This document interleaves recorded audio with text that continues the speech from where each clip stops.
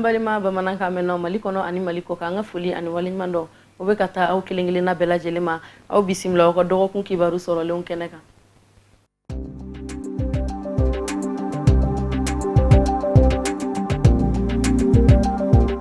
An bɛ fɔlɔ ka Ala fo ka Ala barikada ka Ala waleɲuman dɔn ka an ka kiraba in ka sɔli a kan ka sɔli a so dingo sanimanw kan ka sɔli a ka sahaba ɲumanw kan ka an ka foli ɲɛsin aw bɛɛ lajɛlen ma. Bi wula in na alhamdulillah maulidu dugawu kalan de o ye san o san an bɛ fara ɲɔgɔn kan ka dugawu kɛ jamana in ye ka dugawu kɛ an yɛrɛ kun ye san o san maulidu wula an bɛ nin kɛ yan. Min farala ka bi an ka jamana ɲɛmɔgɔ n'o ye an ka président de la république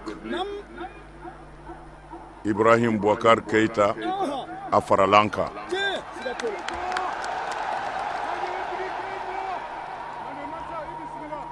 O diyara n ye fo ka se an b'a fo an b'a ka gouvernement fo an bɛ dugawu k'a ye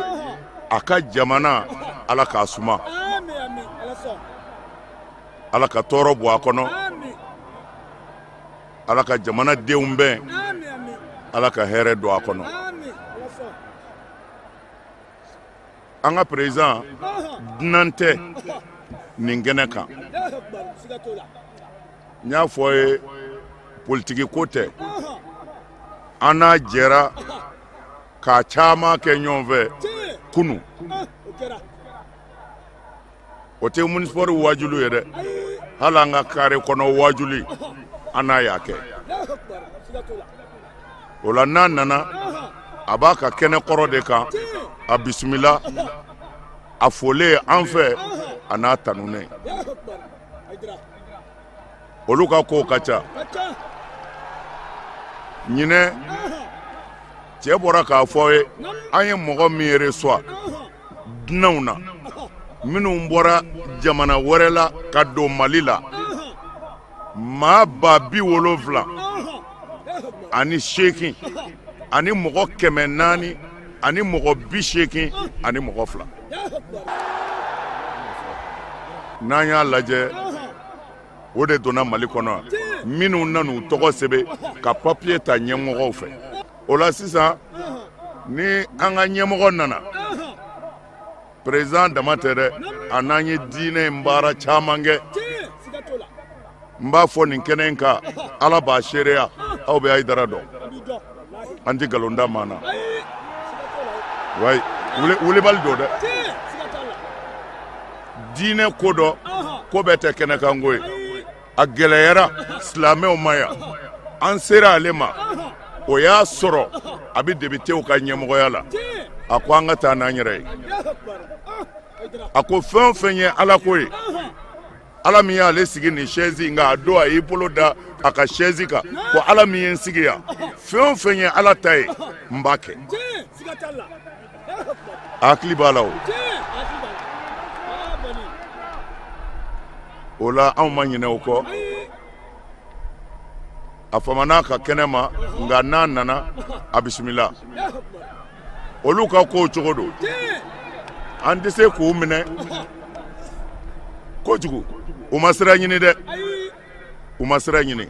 nka an bɛ fɛ président de la république a nana ka kɛnɛ kan a jara dunan ni dugulen bɛɛ ye a ka n'i jɔ ka dunanw ni dugulenw fo an bɛ sira d'ale ma a ka taa an bɛ dugawu tɔ sama a ma ye o n'a sɔrɔ ye Ala sago a sago.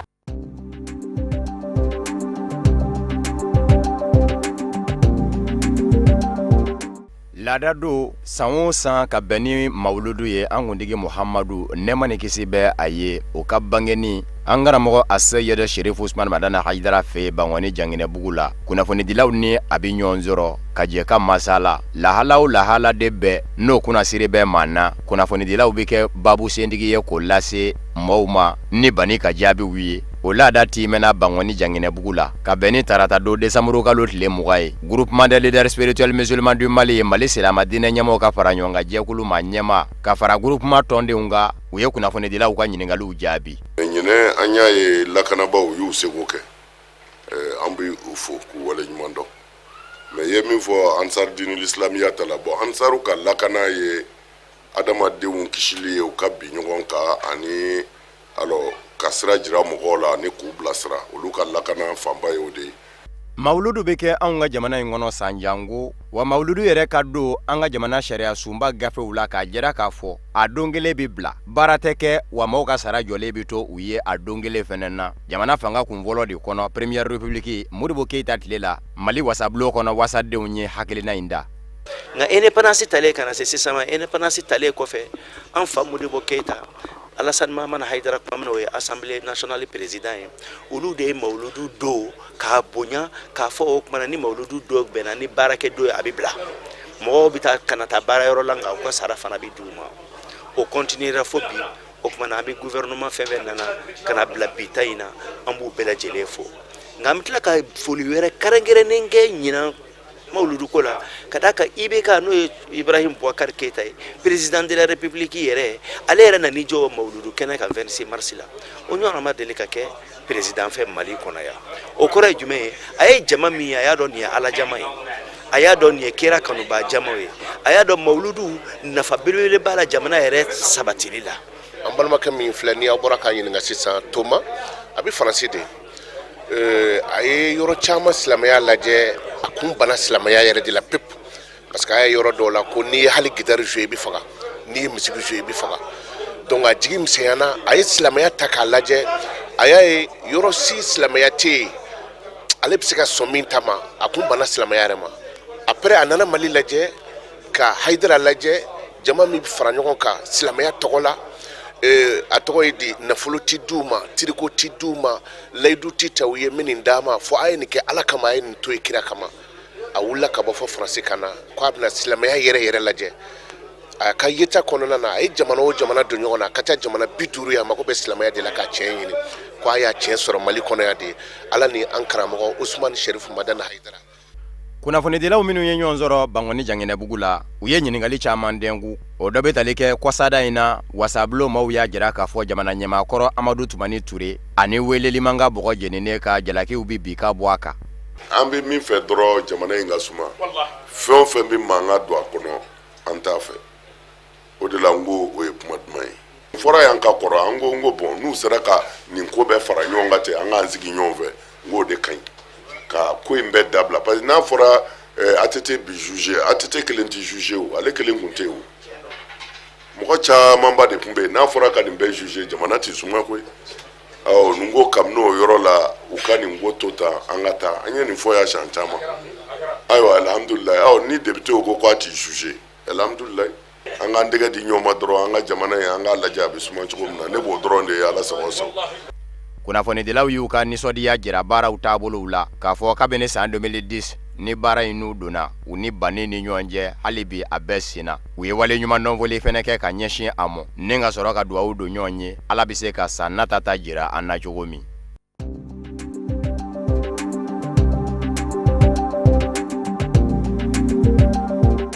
Ka kɛɲɛ ni ŋunuŋunuka min ye an ka jamana labɔ nin tile fila in kɔnɔna na min bɛ tali kɛ ka ɲɛsin an ka tungarankew ka lahalayaw ma o kadira kɔnɔna na minisiri minnu ka ca bɛnnen bɛ Mali ani jamana wɛrɛw koɲa ɲɛnabɔli ma ministre des affaires étrangères n'a ɲɛma ye Abdoulaye Diop ye ka fara minisiri min ka ca bɛnnen bɛ maliden minnu sigilen bɛ tunga na ministre des Maliens de l'extérieur n'o fana ɲɛma ye Abdraman Sila ye u jɛra ka kunnafoni di kɛ ka nin ŋunuŋunukan in k'a galontigiya k'a jira k'a fɔ ko tiɲɛ t'a la bi tiɲɛ t'a la sini Mali min bolonɔ bila la wa Mali tɛ ni bolonɔ bila nin sɛbɛn na. baara yɛrɛ n'a kɛcogo b'a jira k'a fɔ ni aw sigira ka kuma i ko jamana ni jamana cɛ aw b'a bolo bila gafu dɔ la n'a bɛ fɔ ma ko communiqué o communiqué kɔni signera an ma dogo yɛrɛ parce que ministre des affaires étrangères y'a signé don min a yɛrɛ y'a bila internet kan bɛɛ k'a dɔn donc fɛn dogolen t'a kɔnɔ maintenant ni o ministre seginna ka taa ale ka jamana la ka taa disi gosi ko anw ye accord signé ko k'a fɔ maliden minnu bɛ Mali kɔfɛ u bɛ n'u gɛn a y'a da sagona kuma de fɔ a yɛrɛ b'a dɔn a ye mun fɔ tiɲɛ tɛ o kɔnɔna la an bɔlen o kalama an ye u ka ambassadeur wele yan nɔ k'a f'u ɲɛna accord mun na u ka ministre y'a kuma fɔ accord ni tiɲɛ don ni nkalon don o kuma u ka démenti kɛ. Je crois que ambassade Hollande ambassade ye démenti kɛ o papier a dira journaliste bɛɛ ma bi k'a yira k'a fɔ accord ma signé bolonɔ bilala papier mun na a fɔ ma ko communiqué conjoint et puis an ka jamanatigi fana aw b'a dɔn mɔgɔ mun don a tɛ se ka hali miiri ni ɲɔgɔnna yɛrɛ la k'o bɛ se ka kɛ. aw yɛrɛ b'a dɔn jahadi min bɛ jamana kɔnɔ ani ɲɔgɔn faamuyabaliya min bɛ jamana kɔnɔ n'o kun ye ko k'a fɔ ko an ka jamana ani jamana wɛrɛ k'an y'an bolonɔ don bɛnkan sɛbɛn na ko o bɛnkan sɛbɛn laban ye de k'a fɔ ko an bɛ tubabu jamanaw yamaruya u ka maliyɛnw minnu b'u fɛ yen nɔ ni papiye t'olu bolo u ka se k'olu gɛn u ka segin ka na Mali la. An y'a yira ko o ko tiɲɛ tɛ. An y'a fɔ an segira a kan ka tila ka segin a kan nka an tɛ k'a lamɛn. Sisan nɔ a bɛ ka fitina nati ani ɲɔgɔn faamuyabaliya maliyɛnw ni ɲɔgɔn cɛ. O kadara kɔnɔna na an bɛ aw ladɔnniya k'a fɔ ko Hollande jamana ka ministre min ca bɛnnen bɛ Hollande jamana ni jamana wɛrɛw koɲa ɲɛnabɔli ma n'o ye Bert Koenders ye. Ale ye taama dɔ kɛ ka na an ka jamana kɔnɔ min kɛra décembre kalo tile 11. Ale de nin ŋunuŋunukan in sɛmɛntiya a seginnin kɔ a fa jamana kan. Denw n'an m'u lafasa an t'u labila an ka baara de y'o ye. Ni kunnafonidi in senfɛ an b'a yira u la k'a fɔ ko ministre fila in u kɔni ma u tɔ to bari sabu k'a da kan u bɛɛ lajɛlen nisɔngoyalen u y'a jira k'a fɔ ko nin kunnafoni ko nin ye fɛn ye min bɛ an ka jamana k'a lasegin kɔ ka tila ka jamana ɲɛmaaw k'olu tɔgɔ tiɲɛ. O sɛbɛn bɔlen an yɛrɛ bɛɛ dabali banna o jamana ɲɛmɔgɔ gouvernement ɲɛmɔgɔ an yɛrɛ bɛɛ lajɛlen an y'a mɛn journaux de kɔnɔ ko a filɛ dɛ ko aw ye accord de signé ni ninnu ye an yɛrɛ bɔra ka ɲɔgɔn ɲininkali daminɛ a ye sika don an yɛrɛ ni ɲɔgɔn cɛ donc ni galon sugu dɔw nana n'i ma i kɛcogo dɔn a dugusɛjɛ anw ye communiqué bɔ k'a fɔ ko tiɲɛ tɛ anw kɛlen k'a fɔ ko tiɲɛ tɛ Mali journalistes y'a fɔ ko gouvernement ko tiɲɛ tɛ nka kubariya bɔra yɔrɔ min tubabula olu si ma fɔ an sugandira k'a fɔ k'an ka Mali intérêt de défendre mun nafa b'anw ye ko k'a fɔ ko ka mɔgɔw gɛn ka na minnu yɛrɛ bɛ a problème b'olu da la fɔlɔ an ma baw ɲɛnabɔli la tiɲɛ tɛ sini wa fɛɛrɛ de don janfa de don nin ye janfa labɛnnen de parce que ma ye don o don hali ni k'i bɛ tiɲɛ fɔ i tɛ ɲɛ sɔrɔ. Ministre Job ka fara Abdramane Sila kan u bɛɛ lajɛlen kɔni y'a yira k'a fɔ an bɛ waati min na ko sisan maa ŋaniya jugu minnu bɛ ka nin kunnafoni juguw ta ka ɲɛsin an ka jamana ma ko bɛɛ lajɛlen k'i hakili latigɛ k'a fɔ k'o tɛ tiɲɛ ye wa Mali tɛ nin bolonɔ bila nin na bi ma sini ani sini ma k'o ka jɛya bɛɛ lajɛlen dusukun na k'a sababu kɛ Mali ye jamana min ye tunkarankew jɔyɔrɔ min b'u la jamana ɲɛta la ko o barika ka bon kosɛbɛ.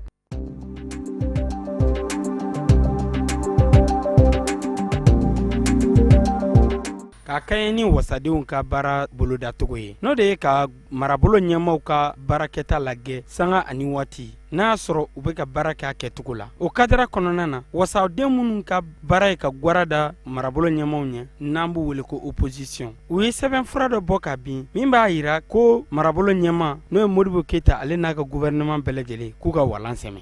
Gouvernement wele ka na mun na kun ye jamana bi tagabolo mun kan sisan n'o ye an ka jamana kɔnɔden minnu bɛ tunga fɛ fara jamana na dekun b'olu kan ani gɛlɛya min bɛ an yɛrɛ kan sisan sécurité ko la ani élection min tɛmɛna o kun wulila o de hukumu kɔnɔna na k'a ye k'a fɔ baara ma ɲɛ yaasa premier ministre a n'a ka gouvernement bɛ se ka wala bila o tɛ bali mɔgɔ la jigi mun ka bulonba kɔnɔ n'o ye député hakɛ mun bolo an b'a dɔn k'a fɔ baara de don ka se ka jamanadenw kunnafoni nka an kun b'an sigilen n'a fɛ k'a fɔ ko an bɛ se ka wasa sɔrɔ kan ko gouvernement bɛ bɔ yen nka a kɛra sabu ye jamanadenw ye an kumakan mɛn hakilimaw ye a dɔn mun bɛ se ka kɛ tiɲɛ ye mun bɛ se ka kɛ ani mun tɛ se ka kɛ ala n'i bɛ nafa sɔrɔ a la o ye o ye. donc ni kuma n'a tɛ se ka kuma an tɛ se ka premier ministre sɔrɔ an tɛ se k'a ka ministre sɔrɔ ka kuma u fɛ mais an bɛ se ka fɛn kelen min sɔrɔ sariya ye min d'a ma constitution ye min d'a ma o ye k'u wele motion de censure k'a fɔ k'u ka wuli ka bɔ yen nɔ parce que u tɛ k'u ka baara kɛ an bɛ aw ladɔnniya k'a fɔ ko nin y'a siɲɛ 2nan ye nin wasaden ninnu u ka nin laɲini ta ka ɲɛsin an ka marabolo ɲɛmaaw ma. Fɔlɔ ta n'o kɛra ni Musa Mara ye nka sanga ani waati wasaden minnu bɛ ka fanga dɔngɔrɔma dondon n'o ye majorité parlementaire ye olu kɔni bɛɛ lajɛlen jɛra k'i ban nin gafe in na k'a sɔrɔ k'u ka dɛnɛya kuraya Modibo Keyita n'a ka gouvernement bɛɛ lajɛlen kan. I y'a fɔ cogo min na baara kuncɛra a kuncɛra fana a kan ka kuncɛ cogo min na démocratie la wasadenw ka baara la nin ye a dɔ ye sabula fɛn dɔw bɛ yen nɔ n'i m'a faamuya i b'a ɲini k'a faamuya opposition tun ye laɲini kɛ k'a fɔ gouvernement u b'a ɲini u fɛ fɛn sigiyɔrɔma damadamaw bɛ yen nɔ n'o ye sécurité ko ye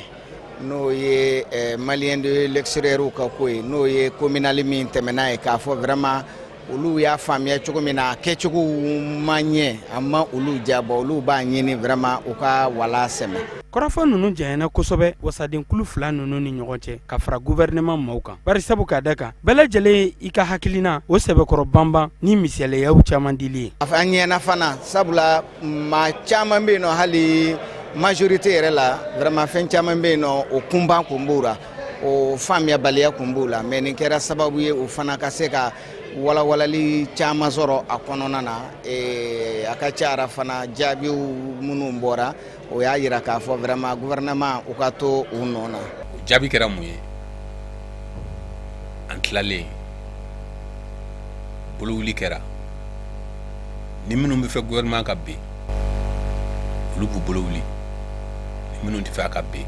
olu t'u bolowuli u ye duguma sara ta o la opposition ye duguma sara ta o la o kɛra a bɛ san 3 bɔ sisan dongo ta juma dongo k'an bɛɛ sigilen to an labɛnnen don k'a fɔ an ye budget voté budget min votera par opposition yɛrɛ ye a ŋaniya ɲuman jira budget in kɔnɔna na an nana ye k'a fɔ ja ko b'u kɔnɔ ka na gouvernement in fan fɛ tuguni u ye motion de censure déposé mɔgɔ hakili t'a la waati min k'a fɔ k'u fɛ gouvernement ka bin tugun parce que problème bɛ yen. wasaden ninnu ka fɔ la u ye gouvernement ɲangi k'a da fɛn min kan o de ye k'a yira k'a fɔ ko Mali jamana ale y'i bolonɔ bila sɛbɛn na min b'a yira k'a fɔ maliden minnu sigilen bɛ kɔ kan ko u bɛɛ lajɛlen kana lasegin ka na Mali la ka lakanabaliya faraw kan ani kalafiliw tɛmɛlenw minnu kɛra kalo tile 20 san 2000 ani san 16 ko baara cɛjugu kɛra o ko kɔnɔna na. An bɔra baara min na sisan o ye députéw ka bulon u ko k'u mago bɛ gouvernement la k'u ye fɛn damadɔ kɛ u ye jateminɛ k'o la k'a fɔ k'an m'o baara kɛ députéw tilalen don groupe 2 ye groupe dɔw u b'o wele ko minnu ni fanga bɛ ɲɔgɔn fɛ groupe dɔw u b'olu wele ko minnu bɛ gara da fanga la u b'o wele ko opposition de tun ye sɛbɛn dilan k'a fɔ k'u b'a jira ko gouvernement ma baara kɛ fɛn damadɔ la an y'a ɲɛf'u ye a ɲɛfɔliw ye caman bɛn'a kan k'a fɔ gouvernement ye baara min kɛ a baara ye baara ɲɛnama de ye nka n b'a fɔ minnu ko k'a fɔ k'an ma baara kɛ ne b'u jate maliyɛnw fana ye alors an ka fara ɲɔgɔn kan sisan an k'a lajɛ jamana bɛ se ka taa hɛrɛ sɔrɔ cogo min na an bɛɛ k'o kɛ opposition ko tɛ majorité ko tɛ premier ministre yɛrɛ ko tɛ président yɛrɛ ko tɛ Mali de ko don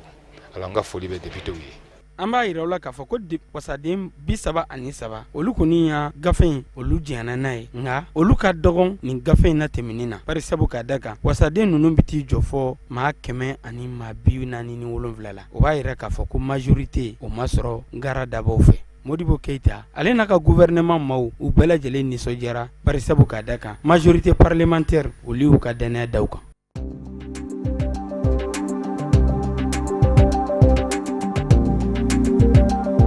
Jɛkulu min bɛ yen nɔ n'a bɛ fɔ a ma ko association malienne pour la promotion de la jeune fille et de la femme ale ye tile 3 kunnafoni di sigi sen kan ka ɲɛsin Bagineda école maîtriw ma o kunnafoni di in bɛna boli tɛgɛnɔ bila kɛra bɛnkan min na malidenw ni ɲɔgɔn cɛ Algérie sigi ka fɔ la accord pour la paix et la réconciliation au Mali o kan nin tile 3 baara in bɛna kɛ sababu ye ka kunnafoni ɲuman di école maîtriw ma barisabula ka d'a kan olu de bɛna a lase écoledenw ma don n'a nataw la.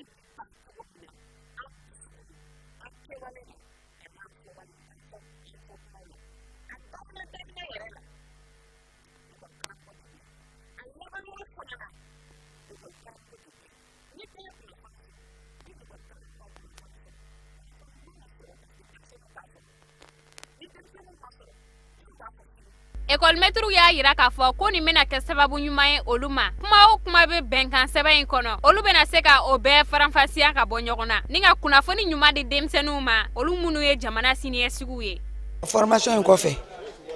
mun mana fɔ an ye an bɛna mɔgɔw kunnafoni o la. Ka faamuyali di mɔgɔw ma. O faamuyali kɔnɔ olu mɔgɔw fana bɛ se ka mɔgɔ wɛrɛw la faamuya. O bɛ se ka na ni hakilisigi ye. A bɛ mɔgɔw hakili sigi. Sinon an b'an kun fɛ de accord ko in na.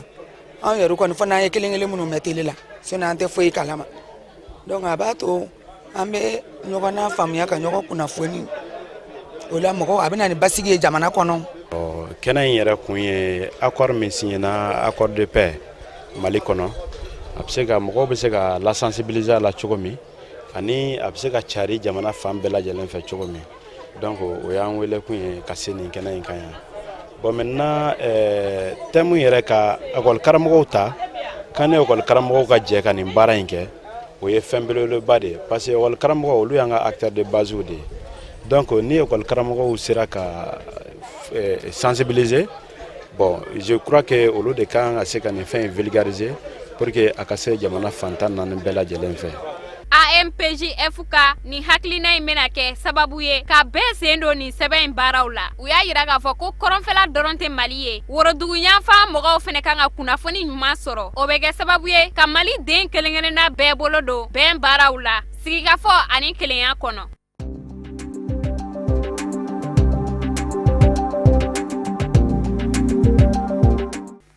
Nin foli b'aw ye an balima silamɛw cɛ fara musow kan. Aw ni minnu n'anw bɛɛ danaya la nin bɛ Ala kelen kan. An fa Monseigneur Jean Zerbo tɔgɔ la, ale min ye Bamako ani Mali chrétien catholique ɲɛmɔgɔ ye. Mali évêque na ka jɛnkuluba o tɔgɔ la ani Mali chrétien catholique bɛɛ tɔgɔ la. Ne b'aw fo badenya foli la ka kɛɲɛ ni waati nin ye anw chrétiens bɛ matigi Yesu bangeli seri kɛ min na. Isa bangeli, Mariamu den bangeli, kisiba ani a matigi. Ne bɛ aw fo ko cɛ faramusow kan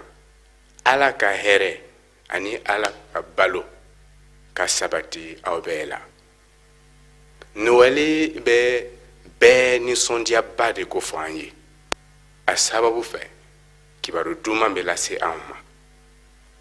Nabi Isayi bɛ a fɔ an ye o kibaru kunkan ko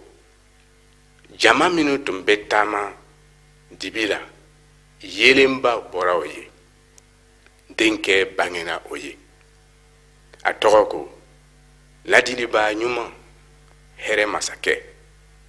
O ɲumanya ye Ala ka kanuyaba fɛn de ye. Luku ka injili senu ko kisiba don bangera aw ye. O sen fɛ bɛɛ ka hɛrɛ sɔrɔ o le ye a haminako ye. Yesu kisiba hɛrɛ masakɛ an bɛ an ɲɛsin o ma wasa o ka o hɛrɛ min ye danaba bɛɛ hamina ye a ka o don maliden bɛɛ dusukun na.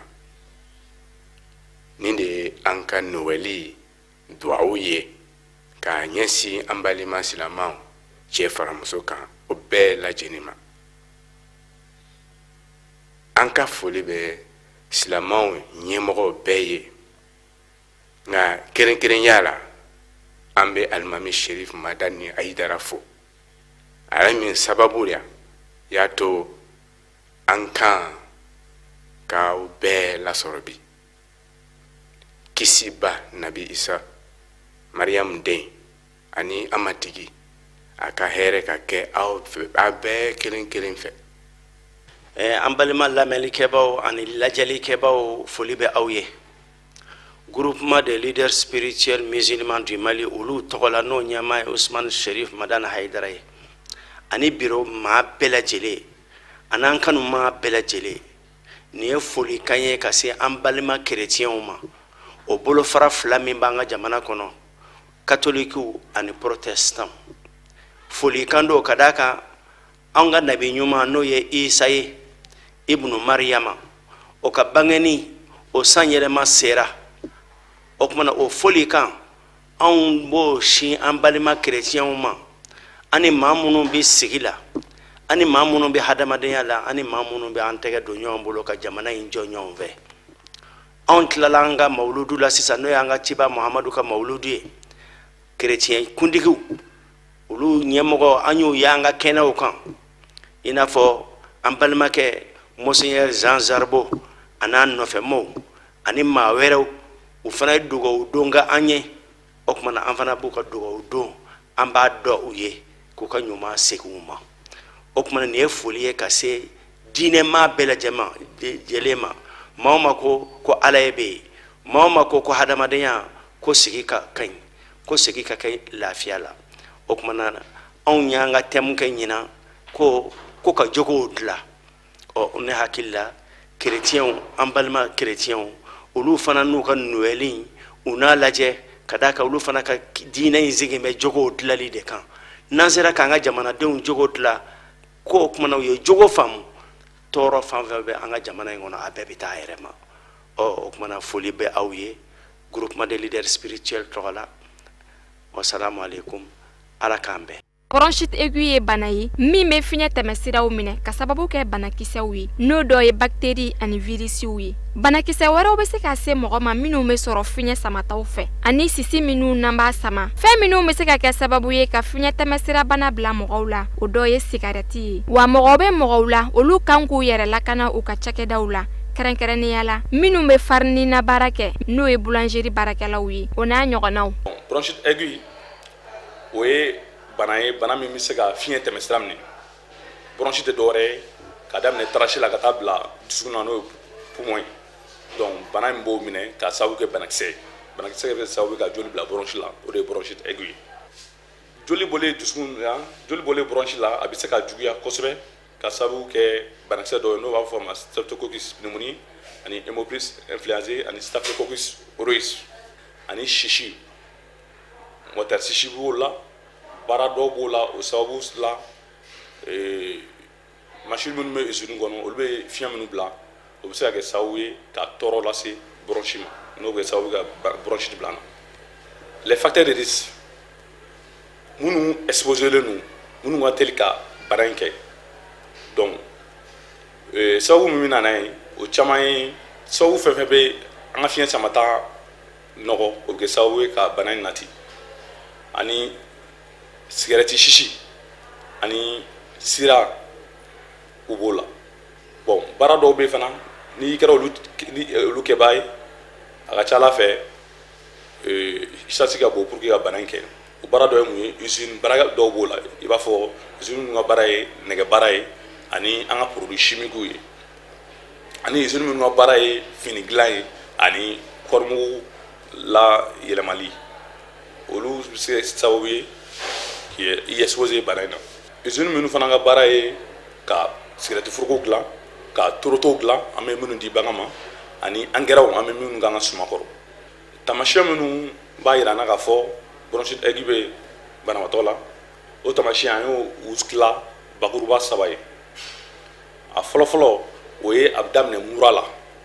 joli ka daminɛ nun kɔnɔna ka taa fiɲɛ sɔrɔ siraw fɛ joli ka b'o la n'an b'a fɔ o ma rhinopharyngite ka daminɛ nun kɔnɔna ka taa pharynx joli ka b'o la rhinopharyngite donc bana in bɛ daminɛ mura la a filanan o tamasiyɛn tɛ dɔwɛrɛ o sɔgɔsɔgɔ ye comme fiɲɛna bana ninnu caman tamasiyɛn bɛɛ sɔgɔsɔgɔ ye sɔgɔsɔgɔ jalan don ani disi a bɛ disi dimi ani fari bɛ se ka kalaya dɔɔni ani kunkolodimi misɛnninw bɛ se k'i minɛ sogobu b'i dimi ani kolotugudaw b'i dimi. Mɔgɔ minnu kan k'u yɛrɛ kɔlɔsi kosɛbɛ nin bana in na o ye denmisɛnninw kɛrɛnkɛrɛnnenya la denmisɛnnin fitininw minnu bɛ sin na mɔgɔkɔrɔbaw sigarɛti minaw walasa ka bronchite aiguë bana furakɛ a bɛ ɲini an fɛ an k'an kɔlɔsi furakisɛ dɔw la i n'a fɔ aspirini paracetamol ani k'an kɔlɔsi sisi samataw la n'o ye sigarɛti sisi ye. Bronchite aiguë n'o ye fiɲɛ tɛmɛsira bana ye a ka jugu wagati min na o ye fonɛnɛ waati ani samiya waati o kama ni waati in na a bɛ ɲini denbatigiw fɛ u k'u janto denw na ka fini giriman don denw na fɛn min ye denmisɛnninw ko waati ye o ka sugandi a kana kɛ waati ye fiɲɛ bɛ ci waati minnu na. O de bɛ dan sigi an ka bi bamanankan kunnafoni sɔrɔlenw na minnu sera ka fara ɲɔgɔn kan dɔgɔkun kɔnɔ k'a lase aw bɛɛ lajɛlen ma aw ni ce aw ka ɲamadali la aw k'an bɛn sini ni Ala ma baasi wɛrɛ kɛ aw ni anw na.